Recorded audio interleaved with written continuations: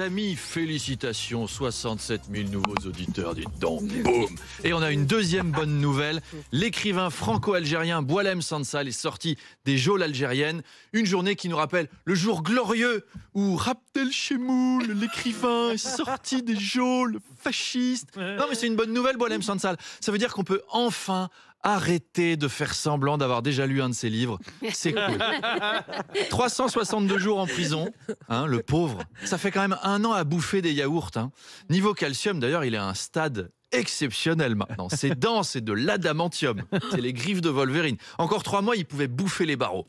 Sinon, aujourd'hui, on commémore les 10 ans des attentats du 13 novembre.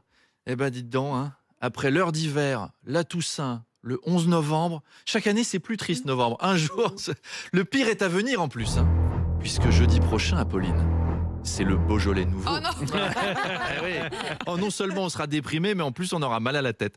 Si novembre était un people, ce serait le fils d'Elisabeth Borne et Michel Houellebecq. Bon, j'adore ça. Pardon. Donc voilà, il y a 10 ans, à la même heure, le 13 novembre, tout allait bien, on était encore le cœur léger. Notre seul problème, c'était d'avoir François Hollande à l'Élysée. C'était le bon vieux temps. Et le soir, tout a basculé dans l'horreur. Non seulement Hollande était président, mais en plus, une horde de sauvages nous attaquait, nous et nos valeurs. Les plus chouettes, nos valeurs, les bars, les concerts, le heavy metal, la fête, le foot. Et d'ailleurs, ce soir, il y a foot. Il y a France-Ukraine. Ils ont fait ça en commémoration. Alors, contre n'importe quel autre pays, j'aurais pas tiqué. Mais alors là, rajouter de la guerre en Ukraine aux commémorations du 13 novembre, je trouve que la journée est chargée. Tu vas voir que le coup d'envoi, il va être donné par les parents du petit Grégory, avec Philippe Croison en Pom-Pom Girl, et la Marseillaise chantée par le chœur des enfants de Bétarame, avec comme leader Christine and the Queen, qui va dire « Non, faut arrêter de me mégenrer, maintenant je suis Chris, enfin je suis Raïm, enfin je suis Redcar, enfin merde, point E, point S !» Ça nous promet une bonne soirée l'exomile, tout ça. Didier Deschamps, il trouve ça de mauvais goût de jouer ce soir, et pourtant, en termes de mauvais goût, il est vacciné, lui. Hein. 40 ans qu'il est dans le foot, il en a vu des trucs. Alors Salah Abdeslam, de son côté, lui, envisage une démarche de justice restaurative avec des victimes du 13 novembre. Ça, Alors la justice restaurative, c'est pas manger en prison, hein. C'est les victimes qui rencontrent des coupables. Je le recommande pas dans toutes les situations. Hein. Pas de « j'aimerais m'excuser auprès du petit Mathéo, il peut revenir ». Non, monsieur Barbarin, c'est pas possible. Sarkozy, avec toutes ses affaires, hein, s'il fait de la justice restaurative, faut qu'il mette en place un numéro vert. Vous êtes bien en relation avec le standard du cabinet des plaintes contre Nicolas Sarkozy. Vous avez été victime dans l'affaire Big Malion, tapez 1. Vous êtes de la famille de Muammar Kadhafi, tapez 2. Vous êtes de la famille de Liliane Bettencourt, tapez 3. Si vous êtes le vrai Paul Bismuth, tapez 4.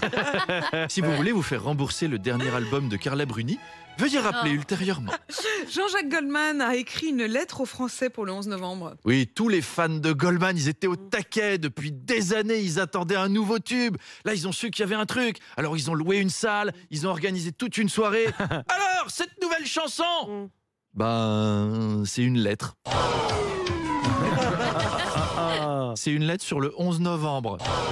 Eh ouais, double déception. En fait, Goldman, il est ambassadeur pour une association pour les anciens combattants, un peu comme moi. Et oui, puisque je suis le parrain de la FOSA, c'est la Fondation des œuvres sociales de l'air, pour les orphelins de l'armée de l'air et de l'aviation civile. Parfaitement. Ça nous fait un point commun avec Jean-Jacques. Ça nous a hyper rapprochés, en fait, avec Jean-Jacques. Maintenant, voilà, j'écoute un peu plus sa musique. Lui, je pense qu'il écoute les chroniques. Il fait partie des 67 000 nouveaux auditeurs. Voilà. Donc c'est pour l'armée qu'il a fait sa lettre. C'est bien les légionnaires, ça va les changer de « tiens, voilà du boudin », c'est cool. Alors sachez qu'après la lettre de Goldman sur les poilus, RMC Gold diffusera aujourd'hui la lettre de Gold sur les poilus. Car sur RMC Gold, on est fan de Gold.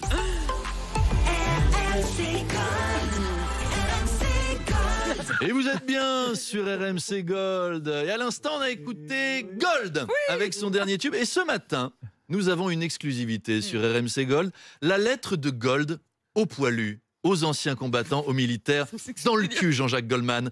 Car Gold sait aussi écrire des lettres. Une lettre solennelle. Et pour lui donner plus de relief, grâce à la magie de l'intelligence artificielle, elle sera lue par la voix du général de Gaulle.